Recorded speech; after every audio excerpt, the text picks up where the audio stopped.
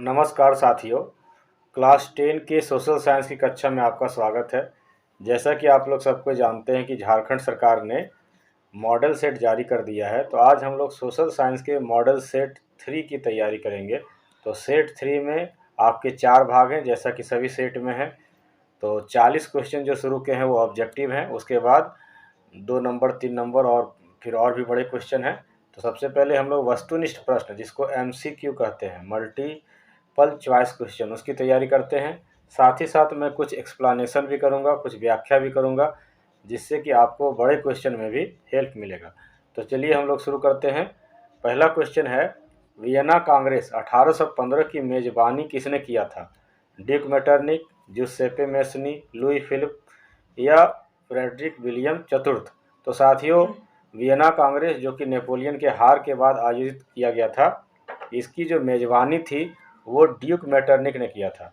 Duke Metternich आपके Austria के chancellor थे, उन्होंने ही इस सम्मेलन की मेजबानी की थी। सेकंड क्वेश्चन हम लोग देखते हैं, जालियांवाला बाग हत्याकांड की घटना कब हुई थी? 10 अप्रैल 1919, 13 अप्रैल 1919, 9 अप्रैल 1919 या 6 अप्रैल 1919। साथियों, उस दिन बैसाखी का त्यौहार था और वो जो तारीख था जिस दिन जालियांवाला बाग जैसा बहुत ही खराब घटना, भारतीय इतिहास का काला अध्याय कहेंगे, वो हुआ था आपका 13 अप्रैल 1919 को। नेक्स्ट क्वेश्चन, पूना पैक्ट किसके बीच हुआ था? गांधी और अंबेडकर के बीच, गांधी और जिन्ना के बीच, अंबेडकर और जिन्ना के बीच या लॉर्ड इरविन और गांधी के बीच? तो साथियों, पूना पैक्ट जो हुआ था वो गांधी जी और अंबेडकर के बीच हुआ था। नेक्स्ट क्वेश्चन, अफ्रीका में रिंडर पेस्ट मवेशी प्लेग नामक बीमारी कब फैली? तो रिंडर पेस्ट जिसने कि सारे मवेशियों को, लगभग 90% मवेशियों को मार दिया और अफ्रीका के लोग गुलामी के लिए, मजदूरी करने के लिए तैयार हुए। तो ये कब फैला था? 1870 के दशक में, 1880 के दशक में, 1890 के दशक में या 1900 के दशक में? तो साथियों, रिंडर पेस्ट नामक बीमारी जो थी वो 1870 के दशक में फैली थी। नेक्स्ट क्वेश्चन, यूरोप में कागज बनाने का पहला कारखाना कहाँ खोला गया? तो साथियों, यूरोप में कागज बनाने का कारखाना आपको बताना है कब खोला गया, कहाँ खोला गया। तो ये इंग्लैंड में खोला गया, रूस में खोला गया, जर्मनी या इटली में खोला गया? तो साथियों, कागज बनाने का पहला कारखाना जो है वो इटली में खोला गया। नेक्स्ट क्वेश्चन, बृहत उत्पादन की नीति अपनाई गई। बृहत मतलब ज़्यादा मात्रा में, ज़्यादा संख्या में कोई चीज़ बनाने की जो नीति अपनाई थी वो सबसे पहले किसने? रूजवेल्ट ने, चर्चिल ने, हेनरी फोर्ड ने या स्टालिन ने? तो साथियों, फोर्ड कंपनी के मालिक जो थे हेनरी फोर्ड, उन्होंने सबसे पहले असेंबल प्रणाली के द्वारा कार उत्पादन की शुरुआत की थी। नेक्स्ट क्वेश्चन, सार्डिनिया पिडमॉन्ट का शासक कौन थे? Napoleon 3, Count Cavour, Victor Emmanuel या विलियम? तो साथियों, सार्डिनिया पिडमॉन्ट जो कि इटली का सबसे बड़ा भाग था और उसके शासक थे Victor Emmanuel. Next question, Vienna Congress के पश्चात फ्रांस में पुनः किस वंश की शासन स्थापित हुई?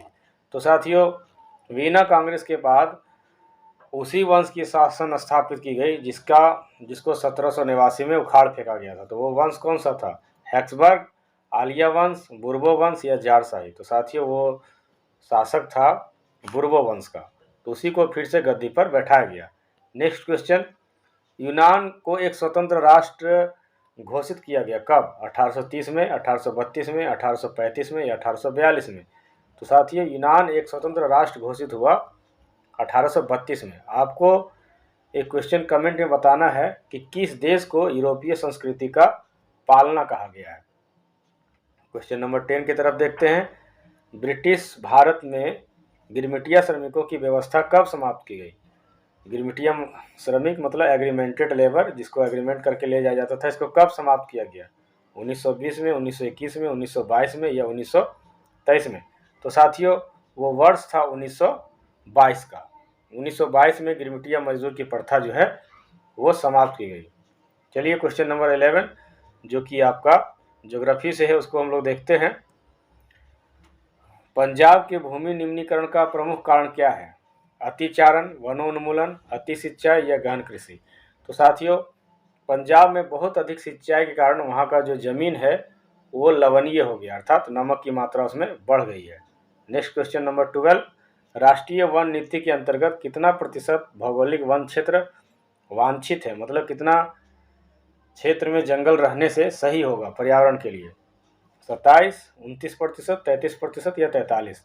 तो साथियों, पर्यावरण की रक्षा के लिए हम लोग को 33% जमीन पर जंगल रखना अनिवार्य है।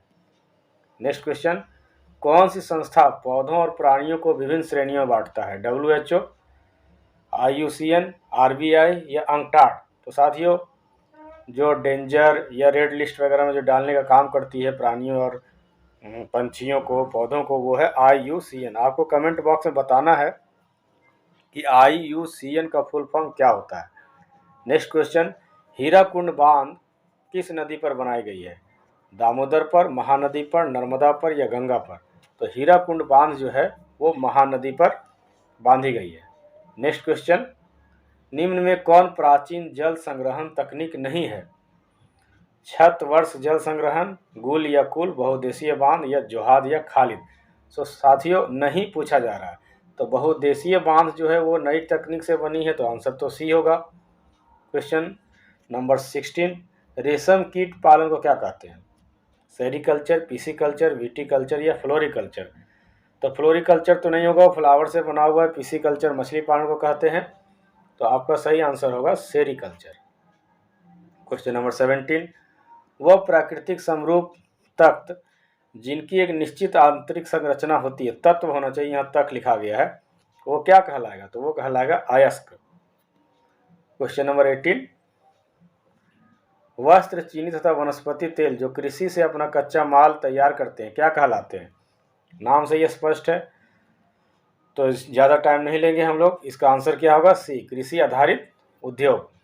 नेक्स्ट क्वेश्चन, दो देशों के मध्य व्यापार को क्या कहते हैं? स्थानीय व्यापार, अंतर्राष्ट्रीय व्यापार, अनुकूल व्यापार या प्रतिकूल व्यापार? तो साथियों, एकदम लड्डू क्वेश्चन है, बहुत ही आसान क्वेश्चन।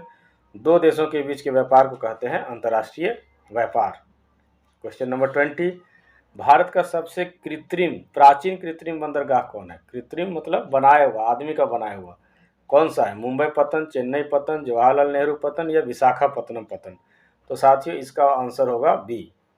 क्वेश्चन नंबर 21, जो कि अब नागरिक शास्त्र से है, राजनीति विज्ञान से, 1970 से 1793 के बीच बेल्जियम के संविधान में कितने बार संशोधित किया गया?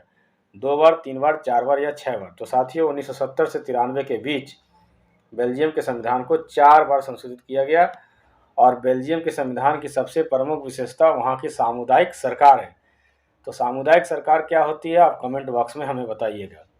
नेक्स्ट क्वेश्चन 22, सत्ता के क्षैतिज वितरण से क्या तात्पर्य? क्षैतिज वितरण मतलब सभी जो बराबर होते हैं, क्या कहलाएगा? सत्ता का संघीय वितरण, केंद्र और राज्य के बीच वितरण, या कार्यपालिका, विधायिका और न्यायपालिका के बीच वितरण, या सत्ता का अलगाव?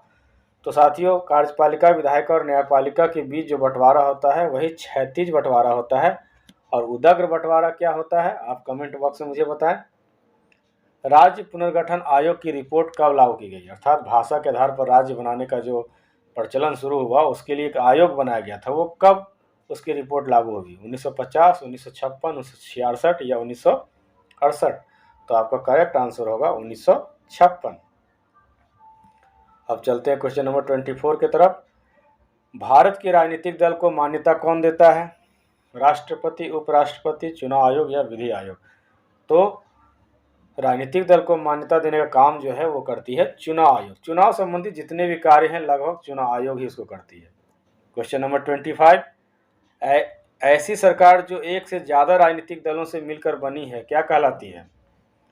गठबंधन सरकार, प्रगतिशील सरकार, या फिर अस्थायी सरकार या कामचलाऊ सरकार? तो साथियों, जो 2 या 2 से अधिक दलों से मिलकर बनी होती है उसको कहते हैं गठबंधन सरकार, कोलिशन गवर्नमेंट। क्वेश्चन नंबर 26, कौन सा तरीका होना चाहिए? यहाँ तारीख लिखा गया है। तो कौन सा तरीका किसी लोकतंत्र में राजनीतिक सुधार लाने के लिए बेहतर है? कानूनी परिवर्तन, संवैधानिक परिवर्तन, लोगों का सशक्तिकरण या सुधार के लिए कानून बनाना? तो साथियों, लोगों का सशक्तिकरण जो है, लोगों की जागरूकता है, वही सबसे अच्छा तरीका हो सकता है। क्वेश्चन नंबर 27, बोलिविया का जल युद्ध किसके खिलाफ था? आप देखिए, इसका क्वेश्चन में ही आंसर छिपा हुआ है। तो जल युद्ध किससे जुड़ा होगा? पानी के निजीकरण के खिलाफ। तो क्वेश्चन नंबर 27 का आंसर होगा ए। लोकतांत्रिक सरकारें होती है उत्तरदायी सरकार, जिम्मेदार सरकार, वैध सरकार या उपरोक्त सभी। तो आप लोग का जो फेवरेट आंसर होता है वही इसका आंसर होगा, उपरोक्त सभी। क्वेश्चन नंबर 29, केंद्र और राज्य के बीच होने वाले विवादों को निपटारा कौन करता है? अगर केंद्र और राज्य में लड़ाई हो जाए तो उसको सुलझाता कौन है? प्रधानमंत्री, राष्ट्रपति, राज्यपाल या न्यायपालिका? तो न्याय करने का काम करता है न्यायपालिका, सुलझाएगा भी है। क्वेश्चन नंबर 30, भारतीय संविधान में अनुसूचित भाषाओं की संख्या कितनी है? 22, 24, 26 या 28? तो साथियों इसकी संख्या अभी हो गई है 22। आपको बताना है मूल संविधान में अनुसूचित भाषाओं की संख्या कितनी थी, कमेंट बॉक्स में हमें बताइएगा। क्वेश्चन नंबर 31, नेपाल में सन 2006 के अप्रैल माह में आंदोलन का क्या कारण था? पानी की कीमत कम करने के लिए? नहीं होगा क्योंकि ये बोलिविया में हुआ था। भाषा के लिए? बिल्कुल नहीं। लोकतंत्र को स्थापित करने के लिए या सरकार की नीति का विरोध करने के लिए? तो साथियों इसका जो सही आंसर है वो आंसर नंबर सी होगा। सॉरी, ये 31 में सी आंसर होगा।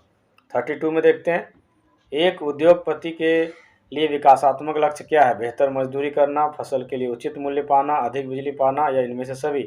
साथियों ये क्वेश्चन का सारे ऑप्शन गलत हैं। तो ऐसे क्वेश्चन जिसके सारे ऑप्शन गलत हों उसका कोई भी आंसर अगर आप दे देते हैं तो बोर्ड की मजबूरी है कि वो आपको नंबर देगा ही देगा।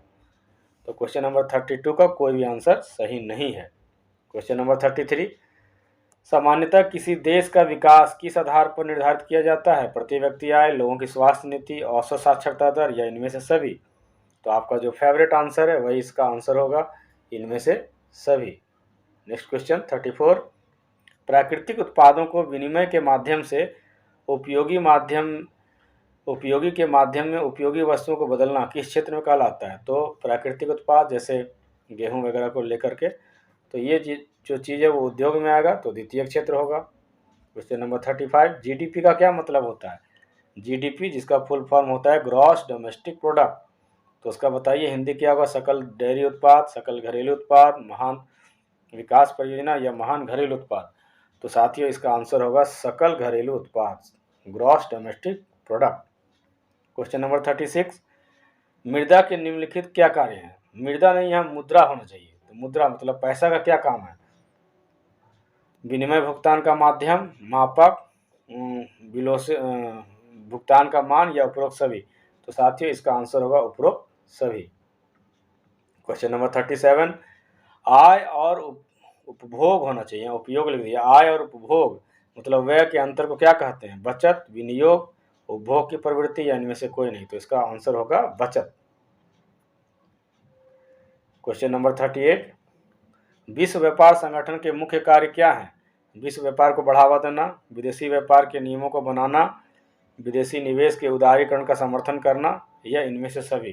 तो साथियों आपका फेवरेट आंसर जो होता है डी, वही इसका आंसर होगा। नेक्स्ट क्वेश्चन, वह संगठन जो अंतर्राष्ट्रीय स्तर पर उत्पादों की मानक तय करता है, तो इसका क्या होगा आंसर? ISI, ISRD, ISO या WCF? तो मेरे हिसाब से इसका आंसर होना चाहिए ऑप्शन सी, लेकिन आप लोग एक बार NCERT किताब देख लीजिएगा। क्वेश्चन नंबर 40, शब्द खरीदते समय नहीं होना चाहिए, वस्तु खरीदते समय हमें कौन सा निशान देखना चाहिए? ISI, WCF, एग मार्क या ISO? तो होना तो इसमें ये सब चाहिए कि भाई ISI भी सही है, एग मार्क भी सही है, ISO भी सही है। तो इसका ऑप्शन कहा जाए तो सही नहीं दिया हुआ है, इनमें से किसी को हटाना चाहिए था। तो क्वेश्चन नंबर 40 को हम लोग रखते हैं पेंडिंग। आप बताइएगा इसका क्या, ये क्वेश्चन ही गलत है एक तरह से। क्वेश्चन नंबर 41, वैश्वीकरण से देशों के बीच निम्नलिखित की तीव्र गति होती है, मतलब किसमें स्पीड आ जाता है? माल एवं सेवाओं में, निवेश में, तकनीक में या उपरोक्त सभी में? तो वैश्वीकरण में ये सब चीज़ आता है, माल और सेवा भी एक देश से दूसरे देश जाता है, पूंजी भी एक देश से दूसरे देश में जाता है, तकनीक भी जाता है। तो इसका आंसर जो है आपका फेवरेट आंसर जो होता है वही होगा ऑप्शन डी। अब चलिए सेट 3 का जो कुछ क्वेश्चन है, वेरी शॉर्ट क्वेश्चन और लॉन्ग क्वेश्चन, उसकी प्रैक्टिस कर लेते हैं। तो पहला क्वेश्चन हमारा है कॉर्न लॉ क्या है? तो ये कॉर्न लॉ आप जानते हैं कि इंग्लैंड के किसानों ने अपने देश की सरकार को कहा कि बाहर से जो अनाज आ रहे हैं उस पर आयात शुल्क लगाइए, उसको अंदर मत आने दीजिए देश के अंदर, क्योंकि उनको कीमत कम मिल रहा था। तो सरकार ने किसानों की मांग को मान ली और बाहर से आने वाले कॉर्न पर, अनाजों पर हैवी टैक्स लगा दिया। लेकिन तब क्या हुआ कि जो शहर के लोग थे उनको बहुत महंगा अनाज मिलने लगा, और बहुत महंगा अनाज मिलने लगा तो व्यापारियों ने दबाव डाला कि कॉर्न लॉ को वापस किया जाए। तो फिर बाद में कॉर्न लॉ को वापस किया गया, और फिर अब जब सस्ते अनाज मिलने लगे तो जो इंग्लैंड के किसान थे उनको अनाज बेचना वो फ़ायदेमंद नहीं रहा, तो फिर उन्होंने खेती छोड़ दी और खेती छोड़ करके दूसरे कामों में शिफ्ट हो गए।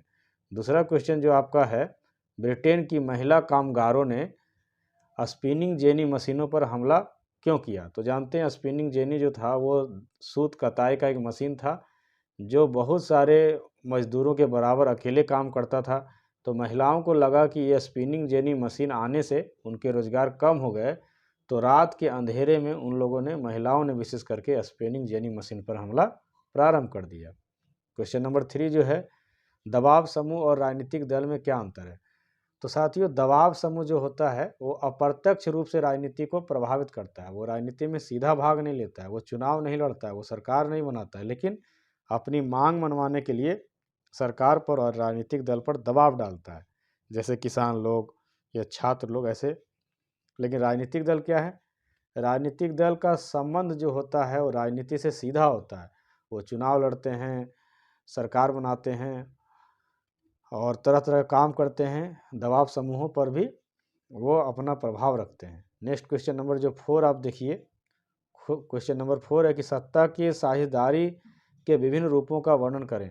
तो साथियों, सत्ता के साझेदारी का जो 2 रूप मुख्य रूप से है, वो एक पहला है सत्ता का उदग्र बंटवारा या ऊर्ध्वाधर बंटवारा, जिसमें कि केंद्र, राज्य और स्थानीय स्तर पर सरकार शक्ति बटी होती है। जबकि क्षैतिज बंटवारा क्या है? जिसमें कि कार्यपालिका, विधायिका और न्यायपालिका के बीच शक्ति बटी होती है। तीनों की शक्ति बराबर होती है, तीनों अपने अपने काम करते हैं, लेकिन एक दूसरे पर चेक एंड बैलेंस रखते हैं। क्वेश्चन नंबर 5 जो कि ज्योग्राफी का है, जैव विविधता से आप क्या समझते हैं और जैव विविधता का विशिष्ट क्षेत्र किसे कहा जाता है? तो साथियों, जैव विविधता आप तो समझते होंगे कि जो इस संसार है या इस पारिस्थितिकी तंत्र है उसमें सभी जीव जंतुओं का, पेड़ पौधों का रहना आवश्यक है, जिससे कि पर्यावरण में संतुलन बना रहता है। तो मैं ज्योग्राफी से नहीं हूँ, लेकिन आप जानते हैं, इस पर मैं ज़्यादा डिटेल नहीं जाना चाहता हूँ, आप एनसीईआरटी बुक से देख लीजिएगा। नेक्स्ट क्वेश्चन जो है वो सार्वजनिक क्षेत्र किसे कहते हैं? तो सार्वजनिक क्षेत्र मतलब ऐसा क्षेत्र जो सरकार के अधीन हो, जिसमें सरकार अपना पूंजी लगाती है, जैसे कि रेल है, डाक विभाग है, तो ये सब सार्वजनिक क्षेत्र हैं। क्वेश्चन नंबर 7, और बहुत वेरी शॉर्ट क्वेश्चन है तो बहुत ज़्यादा नहीं लिखना है, 2-3 लाइन लिखना बहुत है। फिर वस्तु विनिमय प्रणाली से आप क्या समझते हैं? तो वस्तु विनिमय प्रणाली कब थी? जब मुद्रा का आविष्कार नहीं हुआ था, अर्थात लोग एक वस्तु देते थे, दूसरे वस्तु बदले में लेते थे। तो वस्तु विनिमय प्रणाली में बहुत दिक्कत होती थी। इसी दिक्कत को दूर करने के लिए मुद्रा का आविष्कार किया गया, जो कि आप अर्थशास्त्र में पढ़े ही होंगे। क्वेश्चन नंबर 1 फिर से आ गया, शॉर्ट आंसर क्वेश्चन का, ये थोड़ा सा बड़ा लिखना है उसके तुलना में। तो जालियांवाला बाग हत्याकांड पर आप कैसे टिप्पणी लिखिएगा कि जालियांवाला हत्याकांड प्रथम विश्व युद्ध के बाद रॉलेट एक्ट कानून लगाए जाने के बाद जो है अमृतसर, जो पंजाब का एक शहर है, वहाँ पर जालियांवाला बाग एक जगह था, वहाँ पर एक सभा हो रहा था शांतिपूर्वक। उस जो कैंपस था, उस कैंपस का नाम जालियांवाला बाग था। वहाँ पर जनरल डायर आता है और धड़ाधड़ गोली चला देता है, जिसमें हजारों लोग मारे जाते हैं। इस कांड से, इस हत्याकांड से पूरा भारत दहल उठता है और इसे जालियांवाला बाग हत्याकांड कहा गया। इसी कांड के बाद, जालियांवाला बाग हत्याकांड के बाद ही महात्मा गांधी असहयोग आंदोलन शुरू किए थे।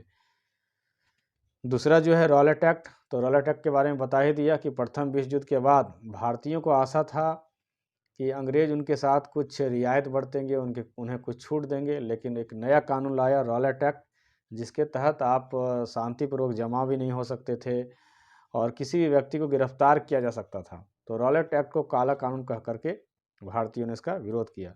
चौरी चौरा हत्याकांड, साथ ही चौरी चौरा जो एक जगह है वो उत्तर प्रदेश में गोरखपुर के नज़दीक है। तो चौरी चौरा जब असहयोग आंदोलन चल रहा था तो उस स्थान से एक शांतिपूर्वक जुलूस जा रहा था, उस जुलूस पे अंग्रेज पुलिसों ने बिना मतलब का लाठीचार्ज किया। फिर लोग गुस्सा करके थाने में आग लगा दिए थे, जिससे 22 लोग मारे गए थे, अंग्रेज पुलिसकर्मी। महात्मा गांधी इससे मर्माहत होकर के असहयोग आंदोलन को वापस कर लिए थे। क्वेश्चन नंबर 2 जो है, महामंदी के कारणों की व्याख्या करें। तो सबसे पहले जानना हो कि महामंदी आई कब थी। तो महामंदी पूरे विश्व में 1929-30 में आई थी। क्यों आई थी? क्योंकि प्रथम विश्व युद्ध के कारण यूरोपीय देशों की आर्थिक स्थिति बहुत खराब हो गई थी। वो जो अमेरिका से उधार लिए थे, उस उधार को चुका पाने में भी सफल नहीं थे। पूरे विश्व में कृषि उत्पादों का मांग जो है वो घट गया था, उसका दाम नहीं मिल पा रहा था, और यही सब कारण से महामंदी आई थी। क्वेश्चन नंबर 3, सामाजिक अंतर कब सामाजिक विभाजन का रूप ले लेता है। तो साथियों, सामाजिक अंतर जब बहुत ज़्यादा हो जाता है, जब इस पर सरकारें एक्शन लेने लगती है, सरकार विभेद करने लगती है लोगों के बीच में, जैसे कि श्रीलंका में सिंहली और तमिलों के बीच में भेदभाव होने लगा, तो वो समाज को तोड़ने का काम करने लगता है, विभाजन का रूप ले लेता है। जब अपनी पहचान को लेकर के, जो छोटी पहचान है, जैसे कि हम बिहारी हैं, झारखंडी हैं, बंगाली हैं, अगर ये बड़ा हो जाता है इस बात से कि हम भारतीय हैं, तो वो सामाजिक विभाजन का रूप ले लेता है। क्वेश्चन नंबर 4, राजस्थान का शुल्क और अर्धशुल्क। देखिए क्वेश्चन गलत छपा, यहाँ शुल्क और अर्धशुल्क नहीं होना चाहिए, यहाँ होना चाहिए शुष्क और अर्धशुष्क क्षेत्रों में, अर्थात सूखे और आधे सूखे क्षेत्र में वर्षा जल संग्रहण किस प्रकार किया जाता है। तो कैसे छत पर किया जाता है या आंगन में किया जाता है, इन सारी बातों को आपको लिखना है। क्वेश्चन नंबर 5, चावल की खेती के लिए आवश्यक भौगोलिक दशा। तो चावल की खेती के लिए भौगोलिक दशा क्या है? कितना डिग्री सेल्सियस तापमान होना चाहिए? तो 24-25 के लगभग है, वो आपको सेल्सियस तापमान याद रखना पड़ेगा। मिट्टी कैसी चाहिए ये भी बताना होगा। उसकी जड़ों में 1 से 1.5 इंच पानी जमा होना चाहिए। तो ये सारी जो मानसून अगर है तो और अच्छी बात है। तो चावल की खेती के लिए 2 भौगोलिक दशा आपको लिखना है। फिर है वस्तु विनिमय की कठिनाई का वर्णन करें, जो कि अर्थशास्त्र से क्वेश्चन है। तो साथियों, वस्तु विनिमय में क्या दिक्कत होता था कि मान लीजिए कोई बकरी बेचने के लिए गया है, उसको आटा चाहिए, लेकिन जो आटा बेचने के लिए गया है उसको कपड़े चाहिए, तो दोनों में एडजस्टमेंट नहीं हो पाता था, तो मांग मिलना चाहिए था।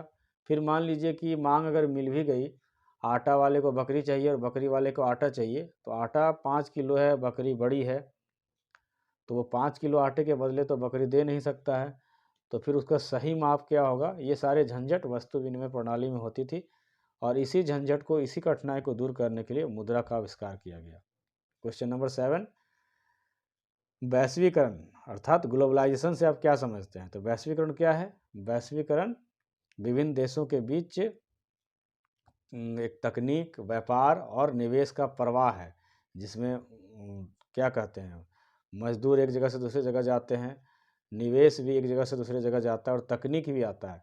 यानी पूरी दुनिया जो है व्यापार के माध्यम से, तकनीक के माध्यम से एक दूसरे के नज़दीक आना ही वैश्वीकरण है। क्वेश्चन नंबर अब जो 1 है फिर से आ गया, लॉन्ग आंसर टाइप क्वेश्चन। पहला क्वेश्चन है, 1921 में असहयोग आंदोलन में शामिल होने वाले सभी समूहों की सूची बनाइए और बताएं कि वो आंदोलन में क्यों भाग लिए। तो 1921 के असहयोग आंदोलन में शहरी लोगों ने क्यों भाग लिया, शहरी मध्यम वर्ग लोग, यह बताना है आपको। फिर किसानों ने किस उम्मीद से भाग लिया, महिलाओं ने किस उम्मीद से भाग लिया, तो ये सारे, दलितों की क्या स्थिति रही, मुसलमानों ने किस आधार पर भाग लिया, तो ये सभी का एक एक पॉइंट आप लिख सकते हैं, तो ये आंसर आपका ज़्यादा ही अच्छा होगा। क्वेश्चन नंबर 2, भारतीय संदर्भ में सत्ता की साझेदारी का एक उदाहरण देते हुए युक्तिपरक और नैतिक कारण बताइए। तो युक्तिपरक मतलब क्या हुआ कि सही है, बुद्धिमत्ता वाला काम है। तो युक्तिपरक है, अगर आप सत्ता की साझेदारी कर देते हैं तो जो समाज के विभिन्न वर्ग हैं या फिर अलग अलग जो राज्य हैं उनके बीच में लड़ाइयाँ नहीं होंगी, सभी को सत्ता जब बराबर मिल जाएगा तो। और नैतिक कारण क्या है? नैतिक कारण है कि भारतीय संविधान जो है लोकतांत्रिक है, और लोकतांत्रिक संविधान में, लोकतांत्रिक देश में सत्ता को एक जगह केंद्रित नहीं होना चाहिए, यह इसका नैतिक कारण है। क्वेश्चन नंबर 3, सड़क परिवहन रेल परिवहन की अपेक्षा अधिक उपयोगी कैसे? सड़क पर परिवहन देखिए आपके दरवाजे तक पहुंच सकता है, ट्रक से या वैन से आपके दरवाजे तक कोई सामान पहुंच सकता है, आप भी जा सकते हैं, लेकिन रेल तो घर घर नहीं जा सकता है। एक बात ये भी हो गया, रेल पटरी को बिछाना, रेल इंजन को बनाना काफ़ी महंगा होता है, जबकि सड़क परिवहन उतना महंगा नहीं होता है। तो ये दो कारण हैं जिससे बोल सकते हैं कि सड़क परिवहन जो है वो रेल परिवहन से अधिक उपयोगी है। और भी कारण इसमें ऐड कर सकते हैं आप।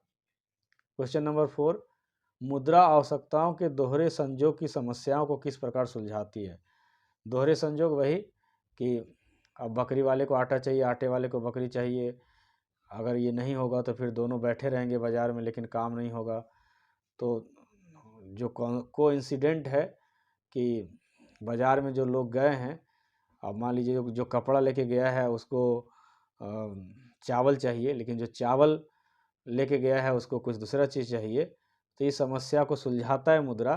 क्योंकि मुद्रा क्या करता है कि आपको चावल बेचना है बेच लीजिए, उसका जो पैसा मिलना है वो मिल जाएगा, किसी को बकरा बेचना है उसका पैसा ले लेगा, और वो पैसा के माध्यम से फिर उसको जो लेना है वो खरीद सकता है।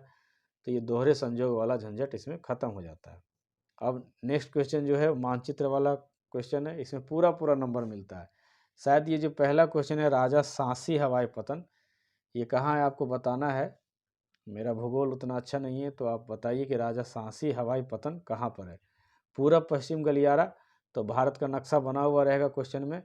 तो पूरब पश्चिम गलियारा आपको बताना है कि गुजरात के किस जगह से लेकर के आसाम के किस जगह से लिया गया है। अगर आपको एग्जैक्ट आंसर नहीं भी आता है तो अब भारत का नक्शा आपका बना हुआ रहेगा। मान लीजिए कि भारत का नक्शा ये मैं ऐसे ही बनाता हूँ रफ, तो भारत का नक्शा ये बना हुआ है। तो इधर से इधर अगर आप ऐसे भी लाइन खींच देते हैं तो पूरब पश्चिम गलियारा ये मान लिया जाएगा और आपको पैसा बोल रहा हूँ, आपको मार्क्स मिल जाएगा।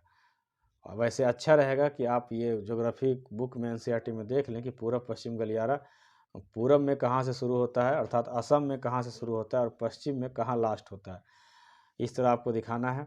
फिर हैदराबाद सॉफ्टवेयर, तो हैदराबाद सॉफ्टवेयर क्या है, तो हैदराबाद आपको देखना होगा दक्षिण भारत में आपको किस प्रदेश में जाना होगा। हैदराबाद किस राज्य में, आंध्र प्रदेश में। तो आंध्र प्रदेश के किस जगह में हैदराबाद है, वो लगभग इस जगह पे है, इस तरह आपको देखना होगा। तारापुर परमाणु संयंत्र, तो तारापुर परमाणु संयंत्र जो है वो महाराष्ट्र में है। तो महाराष्ट्र का लोकेशन जो है वो गुजरात के जस्ट नीचे है, तो वहाँ पे आप दिखा दीजिए तारापुर। फिर क्वेश्चन नंबर ई जो है 5 का, एक प्रमुख उत्पादक क्षेत्र, गेहूं उत्पादक क्षेत्र। तो गेहूं उत्पादक क्षेत्र जो है आपका वो पंजाब दिखा सकते हैं या पश्चिमी यूपी भी आप दिखा सकते हैं।